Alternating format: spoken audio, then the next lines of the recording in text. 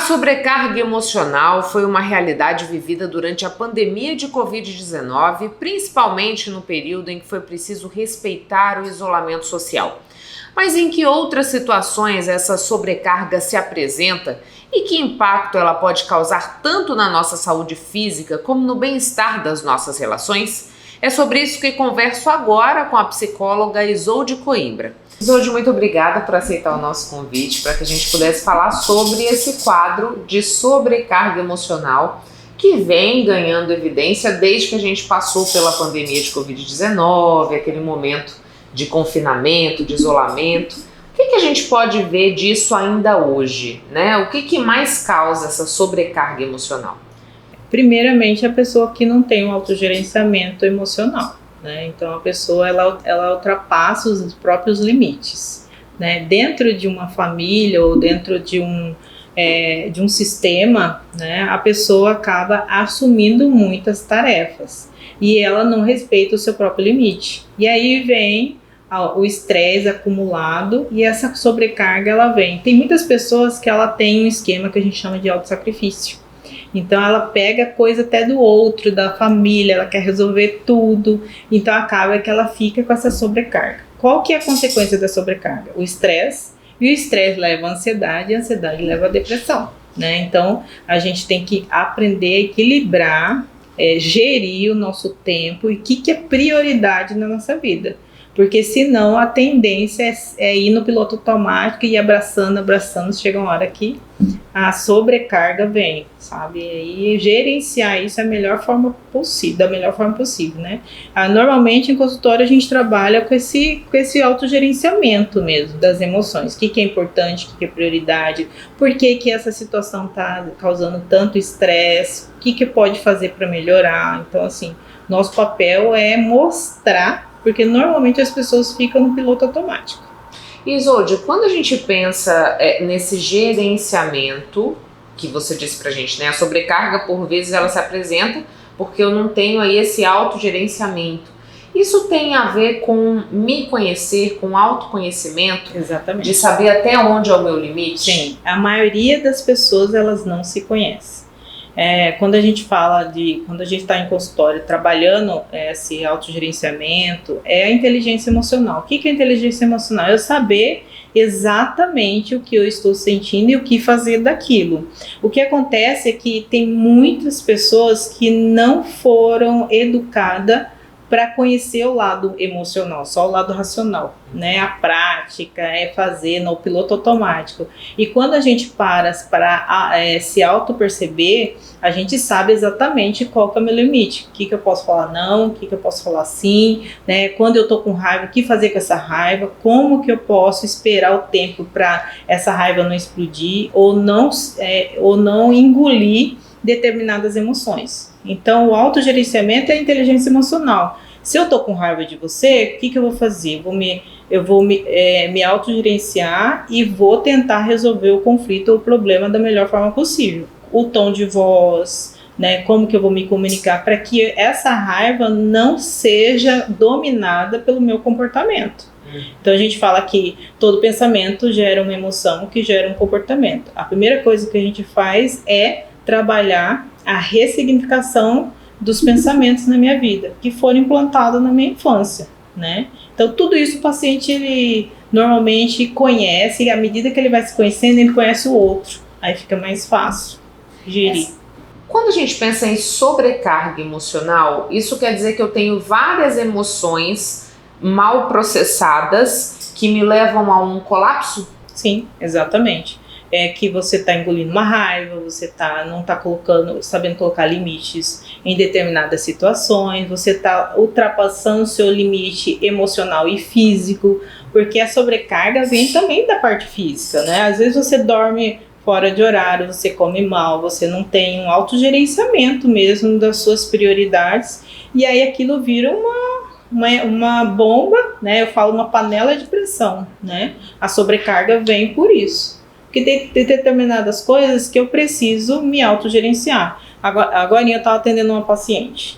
Ela está com um monte de problema com os filhos e com problemas nas tarefas de trabalho, com uma sobrecarga do trabalho, assumiu responsabilidades em outros lugares, tem a questão de ser esposa. Então, assim, essa cobrança da mulher, às vezes, ela quer dar conta de tudo e acaba querendo que abraça tudo, né? Então, ela precisa gerenciar o que eu posso reduzir do meu tempo, o que eu posso delegar, né? Tem isso também.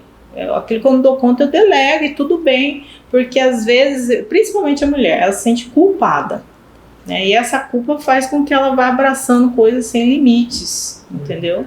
O homem é a questão da provisão, do financeiro, né? Trabalhar, sustentar a família ou dar conta de algumas coisas, né? E aí vem a sobrecarga. Isso que eu ia perguntar para você. Você já citou um pouquinho como é para as mulheres e como é para os homens. A gente tem uma prevalência de sobrecarga emocional em um desses dois? Ou os dois são afetados da mesma maneira? Hoje, pelo menos no consultório, a realidade está sendo para os dois. Mas eu acho que a mulher ainda tem a maior sobrecarga. Porque ela foi para o mercado de trabalho, mas ela tem também a demanda de dentro de casa, que são os filhos, né? Principalmente quem tem filhos. Porque ela se cobra muito. Ela sai para trabalhar, mas ela está pensando no filho. Se o filho fica doente, ela sai, ela já está querendo saber como que ela vai fazer para gerenciar isso. Então, por isso que a culpa para a mulher ela é muito forte, por conta da maternidade, entendeu? Então, isso com certeza é um predomínio maior nas mulheres. Embora tenha a cobrança da própria mulher com ela mesma, também tem uma cobrança social, né? Acho que até mesmo familiar, para que ela dê conta de tudo. Verdade, é uma cultura nossa, né? Então, cabe a ela chegar num consenso, se ela é casada ou se ela tem a gente fala de uma rede de apoio. Precisamos ter essa rede de apoio, já que eu me propus a trabalhar, então algumas coisas eu preciso aprender a gerenciar também, fora da gente, né? E aí você lança a mão de pessoas que possam estar dando apoio, né? Nesse dia a dia, na rotina mesmo. Ser centralizador é um passo para a sobrecarga? E aí precisa de muito gerenciamento emocional, tá? Porque o centralizador acaba que toma tudo para si e não consegue delegar, né? Até pega coisas que não precisa pegar, né? Isso com certeza traz, e é uma tendência também do homem ser centralizador, principalmente quem tem empresas, assim, eu percebo assim, eu tenho muitos empresários que eu trabalho, né, com a questão da inteligência emocional, normalmente as mulheres que trazem eles, né, depois eles acabam ficando, né, porque o homem, ele procura a ajuda só quando a coisa está realmente no limite do limite, né. E aí, quando ele vem, ele percebe o quanto que é produtivo. A pessoa que sabe se autogerenciar, ter uma inteligência emocional, ele consegue gerir muitas coisas da vida dele. E ele até acaba prosperando em várias áreas da vida, entendeu? Então, assim, ele se conhece o outro. E isso torna uma habilidade a mais, né? Isolde, quando que essa sobrecarga ela começa a dar sinais, né? O que eu tenho que observar para saber se eu estou caindo num contexto desses de sobrecarga emocional e o que eu devo fazer, né?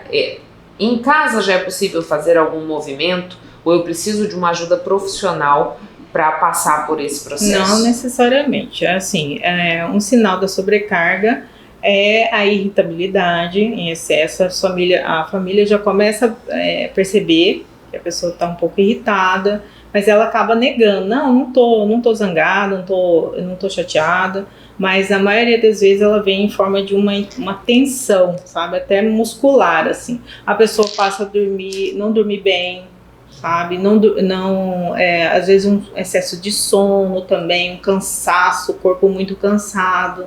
Então ela pode o quê? A primeira coisa é melhorar a rotina, né? A atividade física libera hormônios que são fundamentais para um equilíbrio emocional, né? Ajuda muito, o hormônio de relaxar, traz muito benefício à atividade física, né? Alimentação e dormir, né? Pelo menos, no mínimo, um pouco mais cedo do que o comum. O que acontece? As pessoas acabam dormindo muito tarde, ficando no celular. Olha como tem pessoas que hoje dormem 10, 11 horas vendo vídeos, redes sociais. Rede social, assim, tem gente que só dorme fazendo isso, entendeu? E isso traz uma sobrecarga. Também traz o prejuízo do sono, né? Essa coisa de estar na tela. E o sono, ele é fundamental. Tem até um psicólogo muito famoso no Brasil, acho que é Euler o nome dele. Ele fala sobre o impacto do cérebro e o quanto que você gerenciar a parte física do cérebro ajuda muito você liberar oxitocina, alguns hormônios que ajudam em vários transtornos, ansiedade, depressão, muito mesmo. Quando você aprende a liberar um tipo de hormônio que é esse gerenciamento do dia a dia, atividade física, alimentação, organização de horário de dormir, sabe? Então isso ajuda muito. E aí a gente estava falando que a irritabilidade é o primeiro sinal que aparece e que eu preciso ficar atento a isso. Existem outros sinais? Sim, tem a tristeza, às vezes em excesso, ansiedade em excesso também. A pessoa começa a ficar preocupada demais com o amanhã, sabe, com o futuro. O pensamento começa a ficar canalizado só para coisas negativas. Então a sobrecarga traz um peso mesmo no pensamento, na forma como ela lida com os conflitos. Ela não consegue mais resolver os conflitos como as situações, os problemas do dia a dia como era antes, entendeu? Então tem uma queixa nesse sentido, sabe? O pensamento fica um pouco mais restrito e negativo, né? Mais pessimista. Não chega a ser uma depressão, né? Não é isso, é um sinal, são sinais de que eu não estou conseguindo mais ter aquela energia que eu tinha antes. Fala assim, nossa, antes eu conseguia acordar cedo, ter disposição, hoje não. O corpo já não responde como antes. Primeiro sinal. Era isso que eu ia te perguntar, porque embora seja uma sobrecarga emocional, a gente tem também um aspecto físico, corpo, né? É porque ele é psicossomático, né? Então essa sobrecarga emocional, ela libera hormônios que chamam uma toxina no organismo, que faz com, é o cortisol. Que faz com que o corpo sente um cansaço. Eu estava falando com uma paciente agora, ela é empresária, foi fazer uma reunião com os colaboradores, né? E ela falou, Isolde, eu fiquei 1h30 na reunião, quando eu saí exausta. Por quê? Porque é uma tensão, né, algumas coisas que ela teve que gerenciar ali na empresa, e que após a reunião, por causa do posicionamento que ela teve que ter com os colaboradores, quando ela saiu exausta. Então, por quê? Porque houve uma tensão. E quando a gente está tensa, com estresse, o cortisol vai lá em cima. E o nosso corpo responde a esses hormônios, tá? Por isso que a gente tem que liberar hormônios do bem. Oxitocina, endorfina, serotonina. Vai para atividade física. Vai para atividade física. Melhor coisa. Isolde, a gente está falando que, por vezes, a mulher ela se coloca num quadro de sobrecarga emocional para tentar dar conta de uma situação que se vive em casa, por exemplo, né? Dos vários fatores que se apresentam. Mas de que forma isso acaba prejudicando o relacionamento? Porque se eu estou num processo sobrecarregada, que eu durmo mal, que eu estou irritada ou que eu estou exacerbadamente triste, como que isso vai afetar essa minha condição de relacionar-me, né? Sexo. Para o homem, que é uma prioridade, né? É como se fosse para sobrevivência, né? O homem tem a relação sexual como uma das coisas prioritárias para repor a energia dele, e elas acabam, o que acontece? Afastando. Ela não tem energia para se doar ao ponto desse relacionamento, né, ser tranquilo, né, na área sexual. E isso causa tensão, porque o homem, quando ele tá muito tempo sem ter relação sexual, ele começa a ficar irritado também, sabe? E aí ele começa a descontar no dia a dia. E isso é uma das coisas que aparece muito no consultório, sabe? Porque a mulher com sobrecarga, ela não consegue demandar, né? E aí, fora a irritabilidade, que é um dos pontos que acaba sendo, algumas coisas saem de atravessado, fala agressivo, e aí gera os conflitos, tá? Isso é a parte prática, tá, Michele? Porque tem Dentro da terapia de casal, a gente trabalha os esquemas emocionais, que vem muita coisa de família, de forma de vínculo, né? Por que eu escolhi esse? Por que eu ainda estou nesse relacionamento? O que me atraiu para esse relacionamento? Então, isso é outra coisa. Mas de forma bem prática, no dia a dia, a sobrecarga ela atinge tanto um quanto o outro. Não só o homem como a mulher. O homem ele vem com aquele peso de responsabilidade de cuidar da casa, da família, ou seja, ele já foi criado para isso. E quando ele não consegue, ele também fica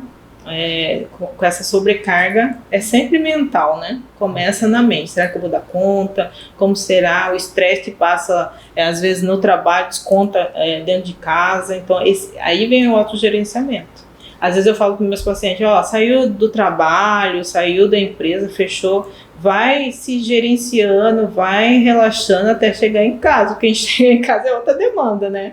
E aí que vem eu me perceber o que eu tô sentindo. Eu sempre falo, pergunta para você mesmo o que você tá sentindo, o que você tá pensando, porque isso revela como eu estou naquele momento. A primeira atividade no consultório é o automonitoramento, que as pessoas não conseguem ainda, de cara, perceber o que ela sente.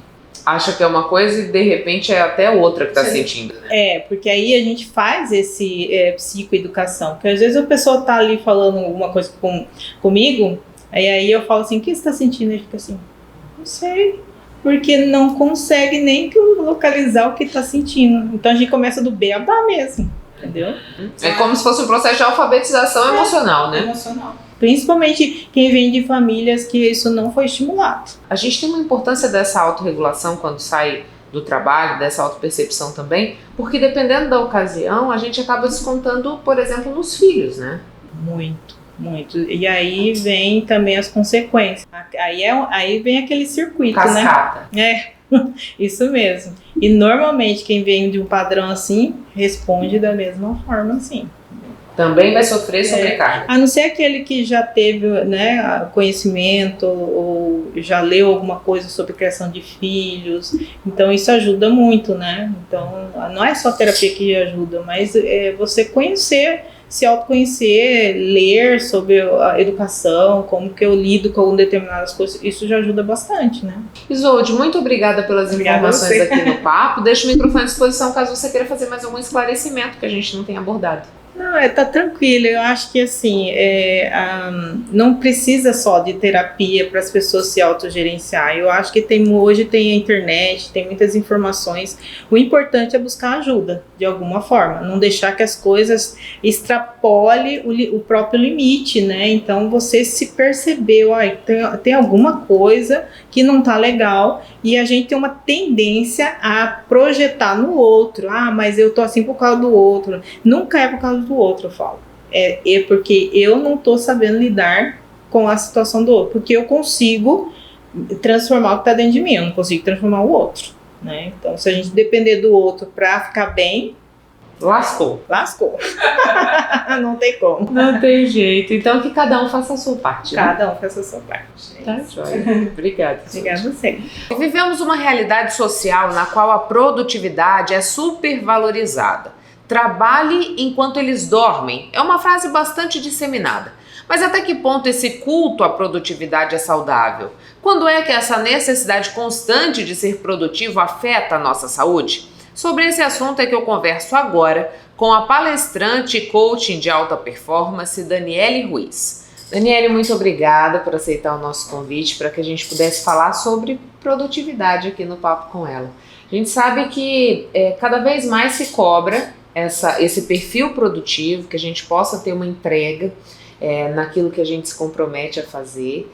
E o que garante os pilares dessa produtividade saudável, digamos assim? Porque a gente sabe que se tem também um mito de que para ser produtivo eu não posso descansar, eu não posso parar. Eu queria que você pudesse falar um pouco sobre isso. Michele, o prazer é meu estar aqui e falar desse assunto que eu gosto tanto, né? Eu costumo trazer a produtividade junto com a alta performance, ou seja, um é resultado da outra, né? E a gente busca produtividade o tempo inteiro e somos produtivas o tempo inteiro. Então eu não sei por que essa carga, né? Eu acho que é a falta de É a questão de você se deixar levar por multitarefas e fazer muitas coisas ao mesmo tempo. Você acredita que existe uma pesquisa que fala assim, quando a gente faz muitas coisas ao mesmo tempo, que a gente acha que está fazendo, não é bem assim. Por quê? Você deixa uma atividade em detrimento da outra. Ou seja, você perde alguns minutos aqui, por exemplo, se eu quero olhar o celular e eu quero fazer uma outra atividade, uma leitura ou um trabalho meu, né? Então, eu deixei que seja 3 minutos ali, para eu voltar 3 minutos aqui. E quando eu volto para outra, achando que eu estou fazendo tudo ao mesmo tempo, é uma mentira, é uma falácia. Por quê? Eu perdi o tempo e ainda eu perdi a minha linha de raciocínio. Olha só. Você leva um tempo para voltar para aquilo, né? Então eu estou recomeçando. Vou fazer ao mesmo tempo? Você vai terminar ao mesmo tempo? Não, aí você perdeu um pouquinho do raciocínio, né? Agora, e os resultados? Essa é a tal da alta performance. Ai, às vezes está tão na moda falar sobre alta performance, né? Mas o que é isso? Você quer fazer o melhor, o perfeito? Nós não somos produtivas 100% todo dia. Porque nós acordamos todo dia, eu, você, e vou fazer com alta performance todos os dias? Não, mas só que nós podemos, porque nós não recorremos aos recursos certos para produzir com alta performance. E que recursos seriam esses? Exatamente. Então, voltemos ao foco, na verdade, né? Como despertar o foco para fazer essa atividade. Como você já falou, e a pausa, não fazer nada ao mesmo tempo. Dá para a gente exercer uma pausa entre uma atividade ou outra, ou até entre uma atividade longa, né? Então já está comprovado cientificamente que o seu cérebro, ele precisa parar, ele precisa reenergizar de alguma forma. Então, por exemplo, se você trabalha em blocos, né? Não, agora eu estou fazendo uma pauta aqui para minha entrevista, né? E vou dar uma parada, e de repente aquilo vai ser exaustivo, você tem que fazer pesquisas, aí tem uma hora que você, peraí, toma um cafezinho. Por quê? Você também, você não só se reenergiza, como também, de repente, vai aparecer outras ideias, né? Então, você está aberta também a outras coisas. De repente, alguém vai te trazer alguma novidade. Então, toda essa questão de produtividade, a gente tem que pensar realmente como é que eu posso alcançar a alta performance. Como é que eu vou despertar o meu foco? Como é que eu vou me despertar para realmente aquilo que eu quero, para conseguir aquilo que eu quero? A gente estava até falando ali agora há pouco sobre o clássico, Alice no País das Maravilhas. Aquele momento que ela está perdida lá, ela está confusa, não sabe por onde vai, né? E aquele gato percebe a carinha dela de confusão, de desânimo, de assustada. Olha, eu quero te ajudar, Alice. Vem lá o gato todo disponível, né? Então me fale, para onde você quer ir? Porque ela estava numa encruzilhada que tinha 1001 caminhos para seguir. Não, para qualquer lugar serve. Ele fala, olha, eu não posso te ajudar. Porque se você quiser ir para qualquer lugar, siga qualquer caminho que você chega lá. Para quem não sabe o que quer, qualquer caminho serve, né? Para quem não sabe o que quer, né? Então você segue qualquer caminho. Vai se estressar? Vai. Você vai voltar, você vai errar, você vai, não, essa caminhada não é essa, não é esse resultado que eu queria, né? Então, nós temos que repensar tudo isso, né? Quando a gente se envolve com muita coisa e de repente não alcança o objetivo, não é porque nós não tínhamos condições de alcançar, é porque realmente o nosso foco foi para vários, a gente não sabia exatamente o que eu queria, nosso foco acabou se dispersando, né? Então tem tudo isso. Quando você fala pra gente, Daniele, dessa importância da pausa, porque assim, a gente sabe que a gente está numa sociedade que é hiperconectada, que as redes sociais, como o aplicativo de mensagens WhatsApp, faz com que a gente esteja, em tese, disponível o tempo inteiro, ou seja, demandado o tempo inteiro também. Como que fica esse contexto de produtividade nesse cenário? Porque é importante, como você disse pra gente, se energizar, ter esse momento de parada, até para que as ideias se organizem, para que novas perspectivas se abram. Quando eu não respeito esses períodos, a minha produtividade é afetada. A sua produtividade não só é afetada, como também os seus resultados. Eu não faço o melhor que eu poderia fazer.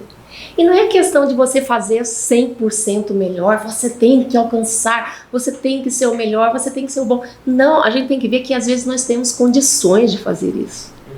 Quantas vezes nós terminamos um trabalho e depois olhamos e falamos, nossa, mas eu que fiz isso?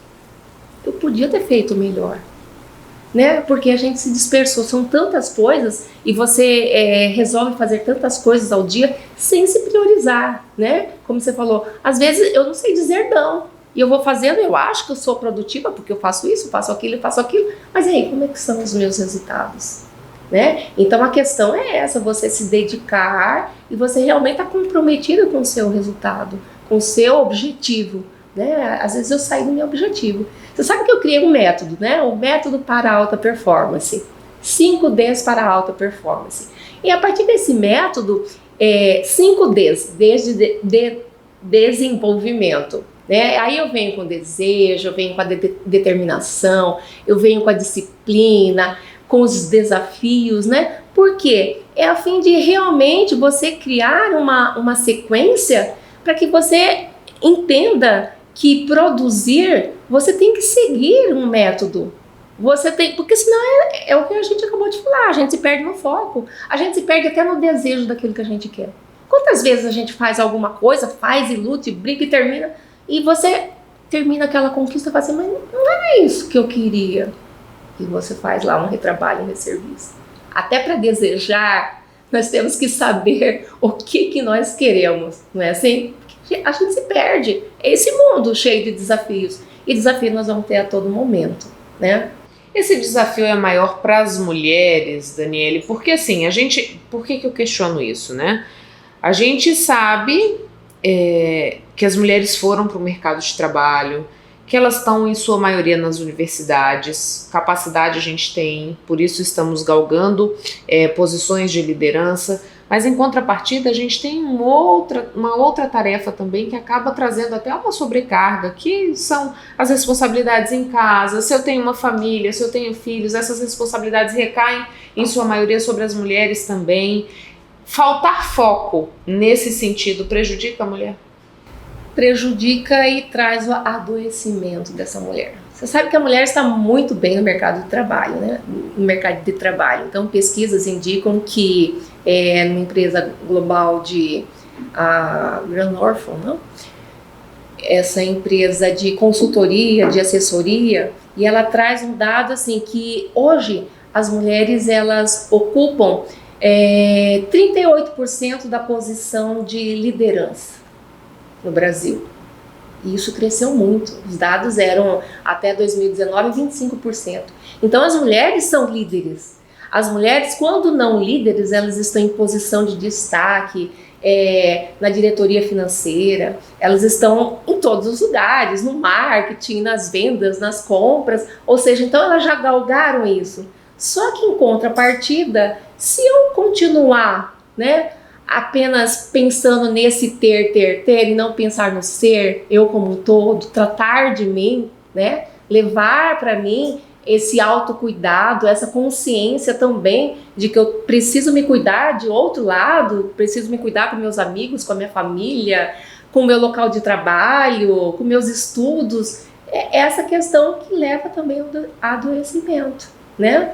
Principalmente da questão feminina, porque a mulher é diferente do homem, queira ou não. Nossa sensibilidade é maior, a nossa questão hormonal é maior, sabe que até a nossa questão física é maior, né? Você pode treinar igual um homem, só que o músculo ele vai desenvolver muito mais que você, que a mulher. Porque a mulher tem um depósito maior de tecido adiposo. Quer dizer, então somos diferentes.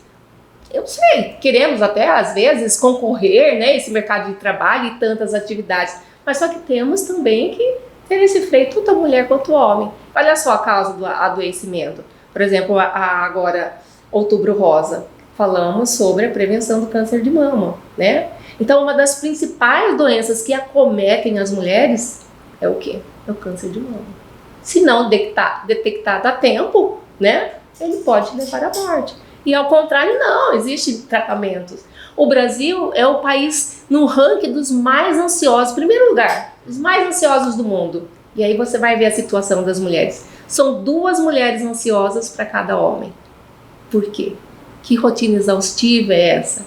Né? Tentando ser mãe, ser esposa, arrumar a casa, a perfeição, buscando a alta performance, a produtividade, e às vezes não nos falta, né?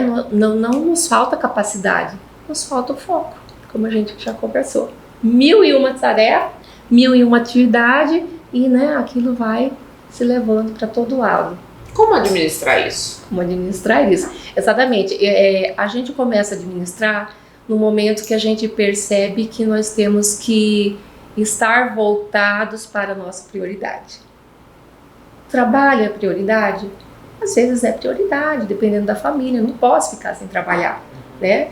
Mas agora a gente vê que o trabalho ele já tem já existe um certo jogo de cintura. Por exemplo, você pode trabalhar com bancos de dados, banco de horas, né? Você pode trabalhar já com folgas, você pode trabalhar em home office, né? Então, outro dia eu estava conversando com uma amiga, ela falou assim, olha, eu vou entrar de férias agora, e nas minhas férias é o período que eu aproveito para fazer meus exames médicos. E uma pessoa assim que trabalha meio período, olha só, trabalha meio período, tem uma situação financeira muito boa. E aí eu levantei essa questão para ela, mas como assim? Você tem que esperar suas férias para você cuidar de você? Tem tantas opções, né? É prioridade isso. Eu deixo para depois. Mas não, a gente pode conciliar. Isso não é você ter uma prioridade para você? Você não tem que cuidar de você primeiramente para você poder cuidar do outro? Olha só, nós colocamos ali sobre a liderança, sobre as mulheres em altos cargos, né? E ela acaba cuidando de um time, de uma equipe. E se ela não se cuida?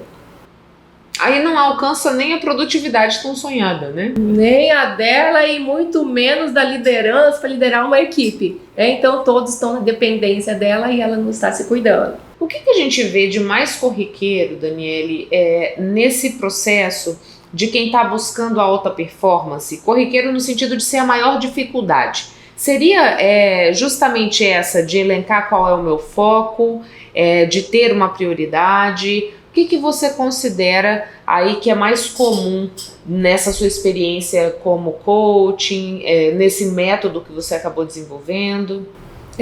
Eu acho que principalmente a questão do planejamento. Porque quando você se planeja, né, faz um planejamento, você vai ter estratégias a seguir, né, um direcionamento a seguir para exatamente saber aonde você quer chegar e estabelecer prioridades. E aí, entre prioridades, tem tempo, você vai ter que trabalhar isso, tem a sua pausa, que você vai ter que trabalhar isso, tem que ter outras coisas a não ser o seu trabalho quando você faz um planejamento, né? Então, o erro maior é o seguinte, você não se planejar. E eu não falo só planejamento da agenda, né? É o planejamento do dia a dia, é o planejamento de você colocar outras atividades que não sejam só o trabalho, mas a importância, olha, é importante eu traçar um horário, é importante eu ter o foco, é importante eu ter uma pausa, então eu acho que o planejamento é fundamental. E a gente não é criado para planejar, né? Não, essa é uma falta de cultura do Brasil. A gente vê até no poder público que muitas vezes falta o planejamento. Exatamente. E a gente não precisa se referir a esse planejamento como um planejamento a longo prazo. A curto prazo, a médio prazo. Tem pessoas que não conseguem realmente se planejar a longo prazo. Eu não sei, daqui a 5 anos, 2 anos, mas eu posso saber daqui a um dia, daqui a 2. É esse tipo de planejamento que nos falta. Né? O que fazer? Então esse planejamento não é só uma agenda, né? Esse planejamento não é só compromissos a seguir, né? É o planejamento de como cumprir um compromisso, de como produzir algo, né? Então a produtividade não é só questão de produzir alguma coisa palpável, né? E às vezes você está produzindo o tempo todo, você está fazendo na sua casa, você está cuidando da sua casa, da sua família, isso é produtividade. E a gente quer que isso seja com alta performance. Por quê? Porque nós temos essa capacidade, né? Por que não aproveitar? Como que a gente faz para ensinar as crianças como ser produtivas, no sentido de alcançar os resultados que desejamos, né? De ter essa alta performance? Como que eu introduzo isso no dia a dia para que quando adultos eles não sofram o mesmo que muitas vezes a gente sofre, que é essa dificuldade de adaptação? Que na verdade já estão sofrendo, né? Pelo grau de ansiedade e pelo volume de atividade de uma criança, né? Uma criança hoje quase, apesar de que nós estamos voltando um pouquinho para trás e repensando tudo isso, né? Porque a criança hoje ela não tem quase tempo de brincar, ela tem que estudar, ela tem que fazer os cursos, ela tem que fazer, né, 1001 atividades e, né, não consegue às vezes ser criança, né? Como é que uma criança se planeja? Eu acho que nós que temos que ensinar a fazer isso, né? Mostrar para elas que elas podem ter o tempo de tudo, o tempo para tudo. O que você prefere? Né? Não é colocado, não é só implantado para essa criança. Você vai fazer assim. Você vai fazer balé porque a mamãe sonhou que um filho pode ser minha filha poderia ser bailarina. Mas é isso que você quer? Você vai aprender a lutar, a jogar futebol, a jogar vôlei porque a mamãe gosta. Então nós temos que dar o tempo dessa criança respirar e realmente ela entender o que ela quer. Porque aí é consequência, a própria família, né? A observação da família, o meio que você vive, né? Ele vai te transmitir isso. Se o meu pai e minha mãe é tudo corrido na minha família, como é que eu vou ser? Então o exemplo, né, é a melhor forma. O exemplo é tudo, né? Quando o assunto envolve exercício físico na gravidez, ainda há muitas dúvidas sobre a segurança de realizar tais atividades quando se está gerando uma vida. Com exceção de casos de risco, praticar algum esporte é recomendado e os detalhes a gente traz agora no Papo Saúde. Uma das melhores atitudes de autocuidado que uma mãe pode ter com ela e com o bebê é a prática de exercício físico durante o período de gestação. Isso porque ter uma vida fisicamente ativa gera saúde e bem-estar a ambos. O exercício durante a gestação ele diminui muito o número de pacientes que vão desenvolver diabetes gestacional, a hipertensão relacionada à gravidez, ajuda a controlar o ganho de peso durante a gestação, depressão pós-parto também é muito diminuída em pacientes que fizeram exercício físico durante a gestação. Aumenta muito as chances de acontecer o parto vaginal em mulheres que treinaram durante a gestação, se mantiveram fisicamente ativas. A prática de atividades físicas durante a gravidez sempre gera dúvidas, mas não há comprovações de que restringir o exercício na gestação diminua complicações, como a prematuridade ou o aborto. Na falta de contraindicações, os benefícios superam os riscos. A gestante que iniciou a prática esportiva antes da gestação, ela pode, sem problema nenhum, continuar fazendo exatamente o mesmo esporte, o mesmo exercício que ela fazia. Então, se ela fazia natação, continuar na natação. Se ela fazia musculação, continuar na musculação. Claro que sempre gerando adaptações no decorrer da gestação. Existem algumas alterações durante a gestação, altera o centro da gravidade, existem alterações ali músculo-esqueléticas e ortopédicas e a gente respeita essas alterações que são normais, são fisiológicas. E aí a gente vai adaptando o treino. Para gestante que vai iniciar a prática esportiva durante a gestação, então ela era fisicamente inativa, ela era sedentária antes da gestação e quer iniciar durante a gestação, a melhor atividade física, exercício, é aquela que ela vai se dispor a fazer. Nesse momento, o objetivo não é performance, então a gente vai direcionar para a saúde na escolha dentro da paciente numa atividade física, exercício que ela se propõe a fazer regularmente. A recomendação é sempre procurar um médico obstetra e um profissional qualificado para orientar essa prática de exercício de uma maneira segura. Existem alguns sinais que a gente acaba pedindo para estar monitorando, então a gestante que tem sangramento vaginal, contração uterina, perda de líquido amniótico, essas são alguns sinais que a gente pede para estar monitorando. Aí existem outras variáveis como a saturação, a pressão arterial, frequência cardíaca, que são parâmetros que a gente observa durante o treinamento para ter esse controle. Mas assim, são sinais para estar monitorando e a maioria dos treinos sempre vai ser dentro de uma intensidade, de uma duração que é sempre segura para estar fazendo exercício físico. Durante a amamentação, a rotina com os exercícios pode ser continuada. Ela não prejudica o aleitamento, mas é importante ficar de olho na quantidade de líquido ingerido e na alimentação. Como as mamas acabam aumentando durante o período da lactação, da amamentação, a orientação que a gente dá é esvaziar as mamas antes de estar realizando a sessão de treino.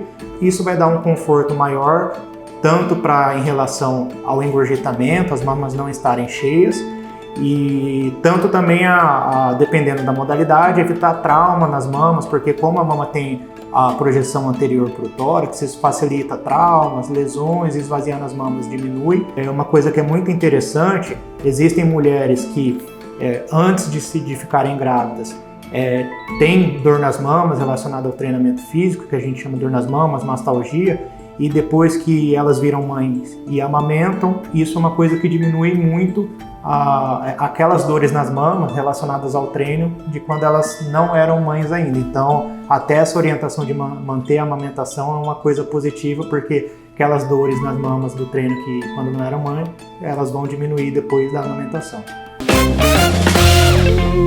Estamos na estação mais colorida do ano e para celebrar essa primavera, o Espaço Cultural Casa de Rose trouxe a exposição Chapada em Flor, com um cenário lindo, composto por flores gigantes feitas com papel, inspiradas no cerrado. E aí eu tive o convite da Rose, aqui da Casa de Rose, que é um centro cultural maravilhoso, que fomenta essa arte na Chapada, que eu acho importantíssimo, para fazer essa exposição, porque eu já havia dado uma oficina de flores aqui no Festival de Inverno, e ela falou, vamos florir a primavera, né? E eu super topei, achei ótimo. Sempre tive muito fascínio pelo papel, pelas flores, e já faz muitos anos que eu trabalho com esse material. Então é um material que eu gosto de trabalhar, um material que eu tenho uma certa admiração, assim. Eu acho que o papel ele é delicado, ele é biodegradável, então já começa sendo bom, assim. A artista visual Cris Mux conta que utilizou papel machê na criação da maioria das peças, uma massa que foi preparada com papel de seda reciclado, que ela recolheu em lojas de calçados. Outros materiais, como forminhas de brigadeiro e potes de condimentos, foram reaproveitados. Eu cresci com professores maravilhosos, assim. Tinha um Mob, que era um professor de história, que foi o primeiro guia de turismo da Chapada. Ele me ensinou muito, assim, sobre educação ambiental. A gente ia para o parque, a gente entendia sobre coisas biodegradáveis, coisas que não eram biodegradáveis. A gente fazia campanha para juntar o lixo do parque. Então, para a criança isso é muito importante.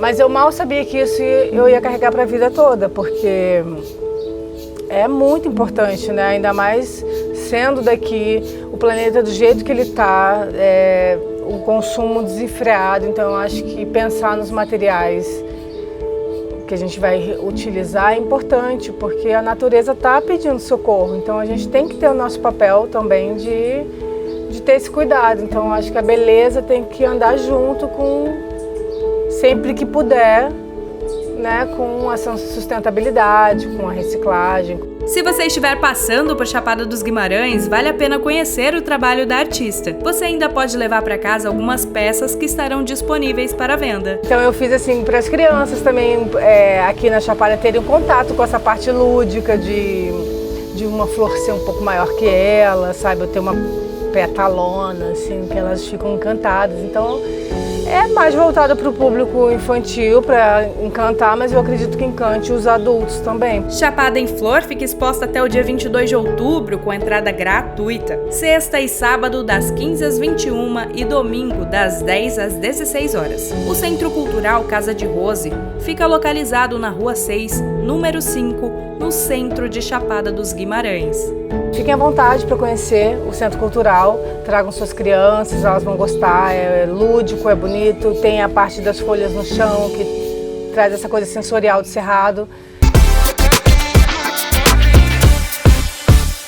Encarar o processo de transição capilar é desafiador. Enquanto algumas pessoas optam por esperar o tempo de crescimento dos cabelos fazendo cortes graduais, outras radicalizam e adotam o famoso Big Chup. Mas para quem é esse tipo de corte que elimina todo o cabelo alisado? A gente confere agora na reportagem aqui no Papo com Ela. A transição capilar é um processo que exige paciência e perseverança. Não é nada fácil se acostumar com a mudança nos cabelos. O Big Shop pode ser uma opção para as cacheadas que buscam se livrar da química e acabar com a diferença de texturas. O processo de transição capilar é uma gestação. E na hora que esse cabelo se rompe, é um parto. Então, assim, é que nem você passar pelo sofrimento da gestação, você sabe que tem um ser ali que está em processo, mas quando nascer você se apaixona. E aí você não quer largar mais. A não ser que tem outros tipos de situações que aquela pessoa ela está dependente emocionalmente. Que aí mais um trabalho, se a pessoa quiser ainda insistir no processo. É necessário reaprender os cuidados para lidar com o novo cabelo e estar preparado para essa mudança que pode ser considerada radical. O mais indicado é procurar um profissional qualificado e de confiança, como um visagista ou especialista em cachos. No início da conversa, geralmente elas estão muito inseguras, então é um processo mesmo, a fase de construção no primeiro encontro. Então tem toda essa conversa que é importantíssima, que é o acolhimento, saber as necessidades dela, de ser ouvida, fundamental, e conscientizá-la que aqui no salão é onde ela deve falar para mim. Eu deixo isso muito esclarecido.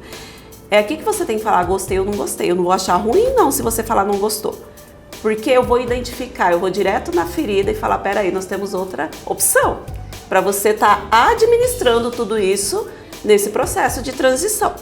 Então eu digo 70% decide por forma homeopática, outros 30% elas decidem escovando ou apresentando um leque de opções de penteado.